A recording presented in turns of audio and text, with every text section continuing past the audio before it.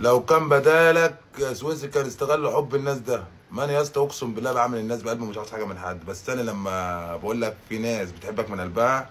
انا طلبت من واحد يعمل الصوره اللي تحت ده ايه لبيانه واخوها الميت، واحد يعني عزيز عليه، حط لكم التاج بتاعه تحت، شاب محترم ما تاخرش، وقال لي في اي وقت انت عاوزه انا سويسرا يعني اعمل لك اي حاجه. دي حاجه اسمها حب الناس، تقدير.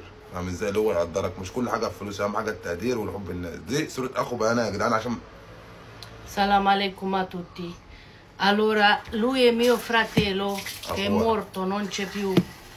Io ho visto foto di Suisi e sua mamma, volevo anche un foto con mio fratello, che شاف non ce l'ho un foto con شافت lui. صورة انا وامي لما جمعونا مع بعض، فهي ما كانش لها صورة مع اخوها الميت، فكان في صورة ليه فجمعناها مع بعض. انا هحط لكم التاج، الشاب ده كويس وحب الناس احسن من الفلوس والالماس.